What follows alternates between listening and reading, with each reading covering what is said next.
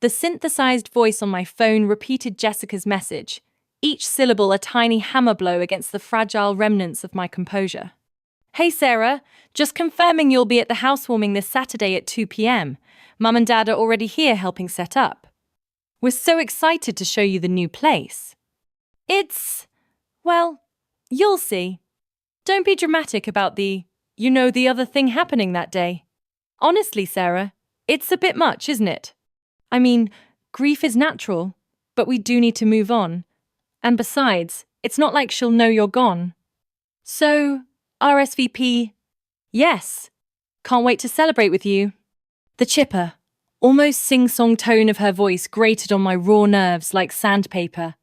Each word, dripping with oblivious self-importance, was a fresh insult. Dramatic? Move on.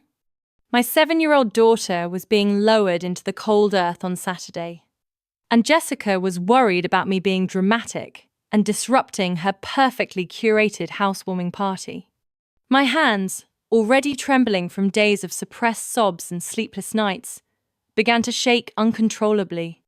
The phone slipped from my grasp, the sickening thud against the ceramic kitchen tiles, echoing the sound of something vital shattering within me.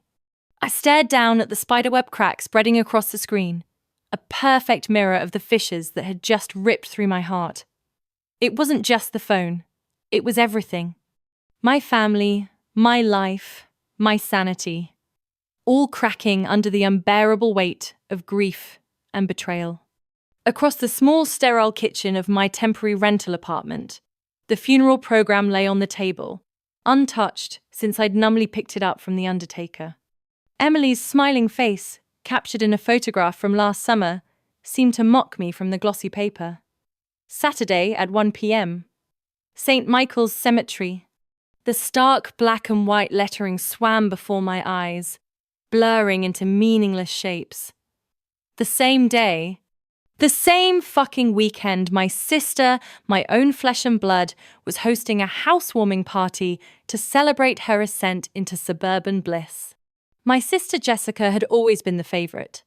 It was a fact as immutable as gravity, as ingrained as my own DNA. From the moment she was born, radiating golden-haired, blue-eyed perfection, she had been bathed in the warm glow of parental adoration, while I, the quieter, less conventionally pretty older sister, had existed in her shadow. It wasn't overt cruelty, not usually. More like a constant, subtle devaluation, a perpetual comparison that always left me wanting. When I received a full scholarship to UCLA, a triumph I had worked tirelessly for, their response was lukewarm at best. "That's nice, dear," Mum had said, her tone utterly devoid of enthusiasm.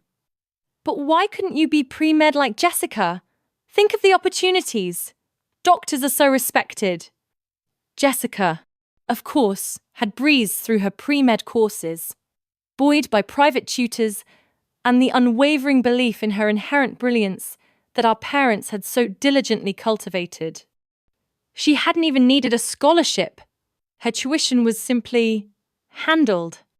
Later, when I married David, a kind, intelligent, and devoted high school history teacher, their disappointment was palpable. "A teacher, Sarah?" Dad had sighed, shaking his head as if I'd announced I was joining the circus. "Jessica's husband just made partner at his firm. He's practically swimming in money." "You should have aimed higher, sweetheart." James, Jessica's husband, was indeed a partner, a shark in a tailored suit, whose ambition and ruthlessness were lauded as virtues by my parents. David's quiet integrity and passion for education were, in their eyes, simply lacking. And then, the ultimate, devastating blow. Emily's diagnosis. Leukemia, a word that ripped through our lives like a chainsaw, leaving behind a wasteland of fear and despair. For months, we lived in hospitals, our world shrinking to the sterile confines of Emily's room, the rhythmic beeping of machines, the hushed whispers of doctors. We fought, we prayed, we clung to every sliver of hope, but the cancer was relentless, insidious. Through it all, my parents and Jessica offered platitudes. Vague words of sympathy, fleeting visits that felt more like obligations than genuine support. "Jessica's pregnant with her third. Mom had announced during one strained phone call, her voice brimming with a joy that felt like a physical assault. Finally, a healthy child in this family. Isn't that wonderful news? Wonderful news? My daughter was fading away, her bright spirit dimming day by day, and they were celebrating Jessica's perfectly timed pregnancy. It was as if Emily's illness, her suffering, was an inconvenience, a messy blot on their otherwise flawless family portrait. And now, 3 days after my precious Emily's small white coffin was sealed, closed forever on her vibrant life, Jessica was throwing a goddamn housewarming party in her newly constructed McMansion. A McMansion bought, no doubt, with the help of generous loans from our parents, loans I knew would never be repaid, and disguised as family assistance. The thought ignited a spark of something hot and dangerous in the icy wasteland of my grief. Rage. Ignoring the throbbing ache behind my eyes and the leaden weight in my limbs, I grabbed my car keys. I didn't call, didn't text. I simply drove. I needed to see them, to confront them, to understand. Though deep down, I knew understanding was a futile hope. Our parents' house, the house I'd grown up in, the house that now felt alien and cold, loomed into view. I parked on the street, engine still running, and stared at the picture window in the living room. Through the pristine glass, I saw them. Mom and Dad, bathed in the warm afternoon sunlight, laughing, as if the world hadn't just tilted on its axis, as if a gaping hole hadn't been torn in the fabric of our family. They were seated at the polished mahogany dining table, surrounded by stacks of pristine white napkins, meticulously wrapping silverware with Jessica's monogrammed linen napkins. Monogrammed. Even their napkins were a testament to their carefully curated, aspirational lifestyle. I walked to the front door, my steps heavy, each footfall echoing in the sudden silence of my own internal world. I didn't bother to ring the bell. I simply opened the door and walked in. Mom, startled, turned from the table, a delicate crystal wine glass, half filled with pale rosé, clutched in her hand. Her perfectly coiffed blonde hair gleamed under the recessed lighting, her designer blouse a soft pastel blue. She looked the picture of affluent suburban contentment. Sarah, darling, what a surprise! We were just... she began, her voice a carefully modulated blend of surprise and mild annoyance at my unannounced arrival. Emily's funeral is Saturday, I said, my voice flat, devoid of inflection, the words hanging in the air like shards of ice. Dad, seated at the head of the table, didn't even look up from the overflowing cheese platter he was arranging with meticulous precision.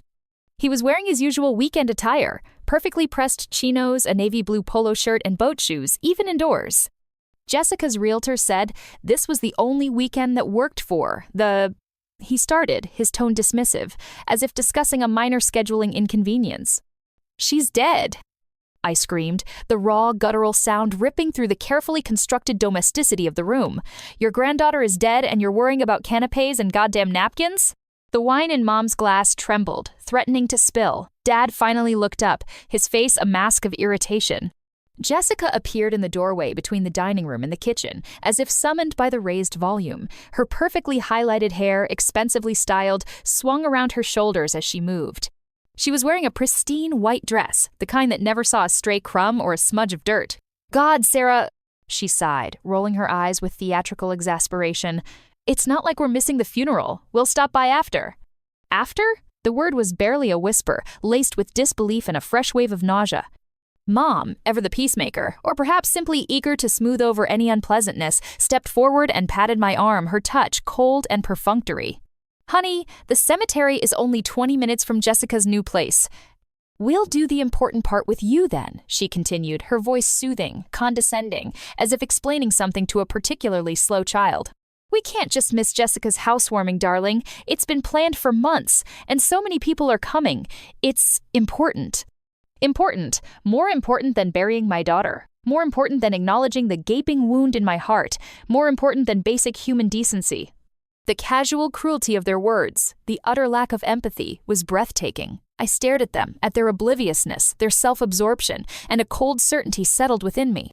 There was no point in arguing, in pleading, in expecting anything resembling compassion from these people. They were lost.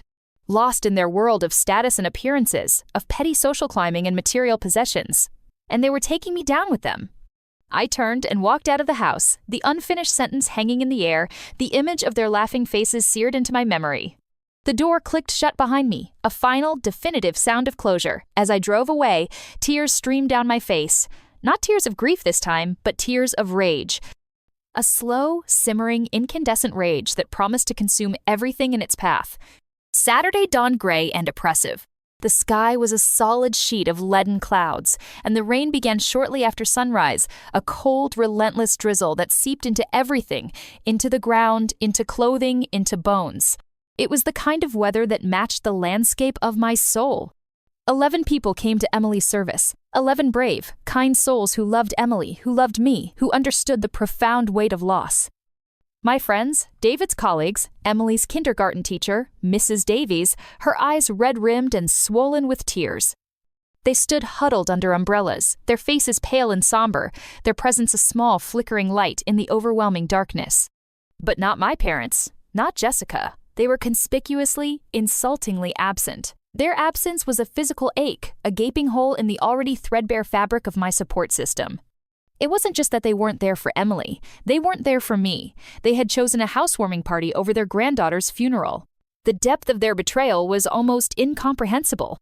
The service was a blur of grief and numbness.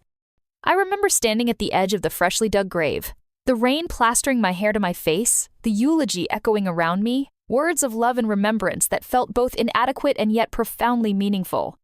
I remember the cloying scent of lilies, the muffled sobs of my friends, the rhythmic thud of dirt hitting the coffin. But mostly, I remember the hollow, echoing emptiness inside me, the terrifying sense of being utterly, irrevocably alone. At 1:47 p.m. right in the middle of the eulogy, as Mrs. Davies was recounting a sweet anecdote about Emily's infectious laughter-me phone buzzed in my pocket, I ignored it, my hand clenched tight around the cold, smooth plastic, but the buzzing persisted, insistent, intrusive. Finally, after the service, as people were offering condolences, their voices hushed and sympathetic, I pulled out my phone. A group text from Jessica. My stomach clenched. A photo filled the screen. Jessica and James, beaming, standing in the center of their sprawling new dining room, surrounded by our parents and a gaggle of smiling, well-dressed people, all raising champagne flutes in a celebratory toast. The caption, sickeningly cheerful, read, "Photo, my family toasting in her new dining room. Wish you were here. Huge success. Housewarming is in full swing. Save us some cake from the other event. LOL, LOL, one number, new home number, blessed number, house goals number, party time." The other event. She couldn't even bring herself to write the word funeral. It was the other event, as if burying my daughter was some minor scheduling conflict, an inconvenient detour on their road to happiness. The casual dismissal, the utter lack of human decency was staggering.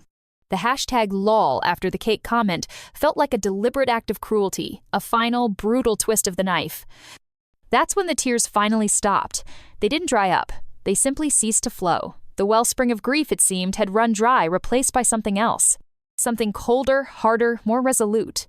A glacial stillness settled over my soul. The rage that had been simmering beneath the surface now solidified into ice. That's when I stopped crying. That's when I started planning.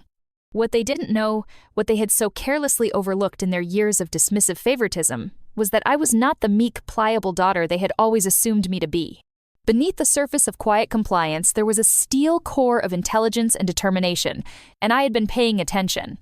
Paying attention to the subtle power dynamics within our family, to the flow of money, to the unspoken resentments and hidden agendas. What they didn't know.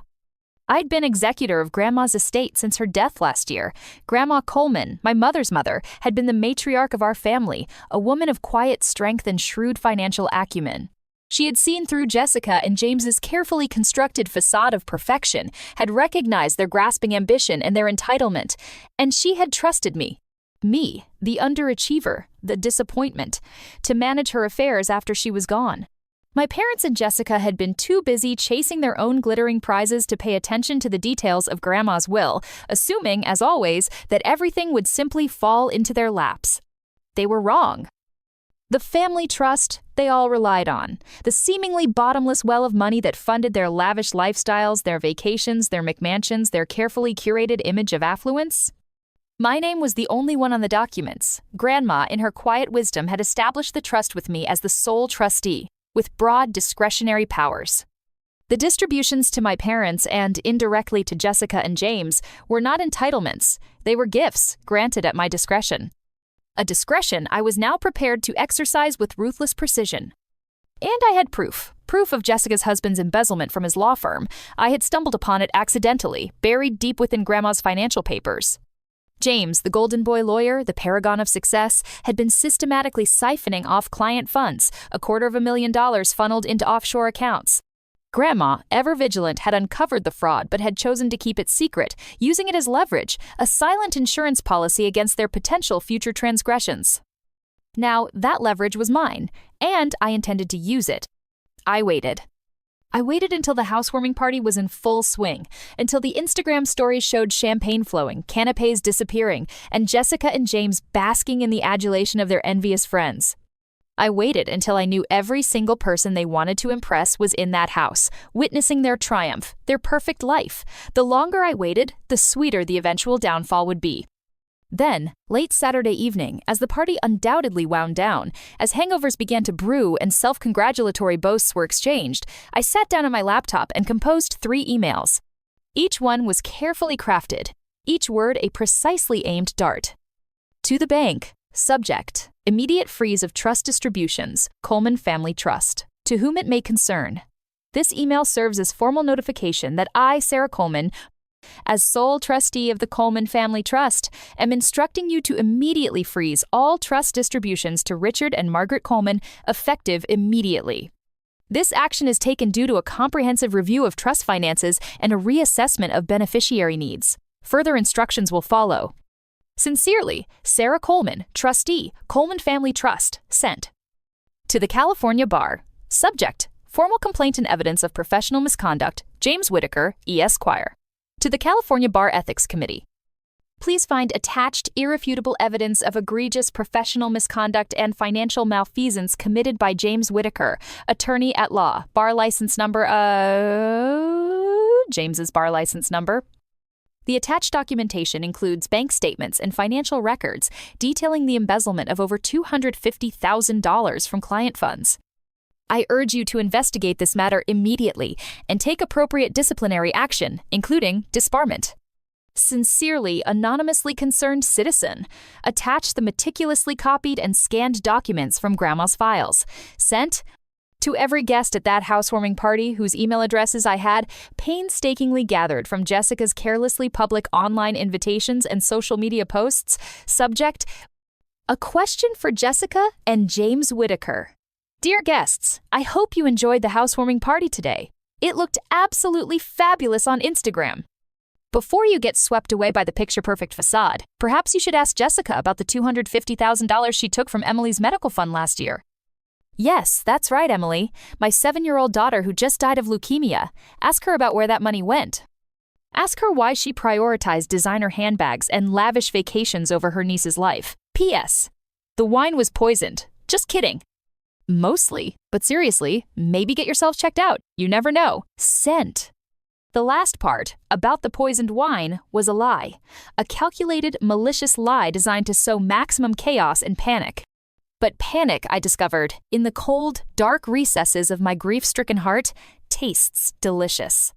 What happened next unfolded with breathtaking speed and devastating efficiency. The carefully constructed edifice of Jessica and James's perfect life and my parents' comfortable existence crumbled into dust. Jessica's husband, James, was disbarred within a week. The California Bar, spurred by the irrefutable evidence and the anonymous tip-off that had conveniently gone viral thanks to strategically placed leaks, acted swiftly and decisively. His law firm, horrified by the scandal and the potential for reputational damage, fired him immediately and launched their own internal investigation, uncovering even more financial irregularities.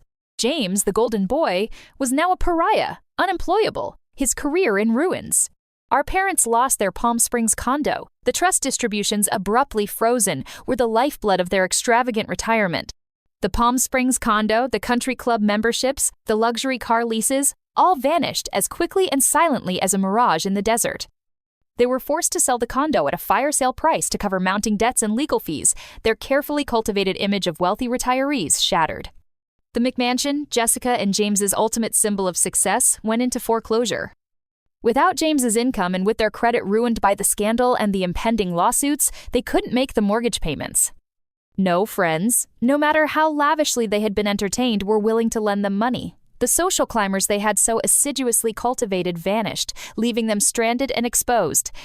The McMansion, their dream home, became a monument to their hubris, a stark reminder of their spectacular fall from grace. Last I heard, through the tangled grapevine of distant relatives and mutual acquaintances, Jessica works at a sunglass hut in the mall. A humiliating come-down for the woman who once sneered at my underachievement.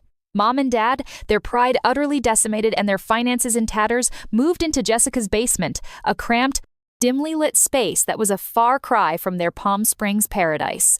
They were trapped, together, in a vortex of recrimination and resentment, their golden child tarnished, their comfortable world irrevocably destroyed. And me? I sit by Emily's grave every Saturday at 1 p.m. Rain or shine, cold or warm, I am there. It is my ritual, my penance, my solace. The cemetery is quiet, peaceful, a world away from the chaotic wreckage of my family's lives. Sometimes I bring flowers. Bright, cheerful daisies, Emily's favorites. I place them carefully on the freshly cut grass, their vibrant colors a stark contrast to the gray granite of the headstone. I talk to Emily, whispering stories, sharing memories, keeping her spirit alive in the quiet solitude of the cemetery. Sometimes I bring printouts of their bankruptcy filings, cold, impersonal documents filled with legalese and financial jargon. Jessica and James's Chapter 7 petition, my parents' debt restructuring plan. I spread them out on the grass beside Emily's grave, the wind rustling the pages, a silent, spectral rustling of karmic justice. I read them aloud, not to Emily, but to myself, savoring the details, the cold, hard facts of their ruin. It is a petty, perhaps even cruel act, but in the vast emptiness of my grief, it provides a strange, bitter satisfaction. Funny how quickly trivial becomes tragic when the money stops flowing. All those things they valued so much, the parties, the possessions, the social status, evaporated the moment the trust fund tap was turned off. Their carefully constructed world, built on a foundation of wealth and superficiality, proved to be as fragile as a house of cards. Funnier still how quiet the world gets when you stop screaming and start acting. For years, I had screamed internally, silently, consumed by grief and resentment. But my screams had been inaudible, lost in the noise of their self-absorption.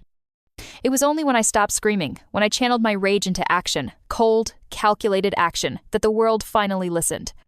And in the silence that followed, I found a strange, unsettling kind of peace, a peace that was bought at a terrible price, but peace nonetheless. And in the quiet solitude of the cemetery, beside Emily's grave, I almost believed it was worth it.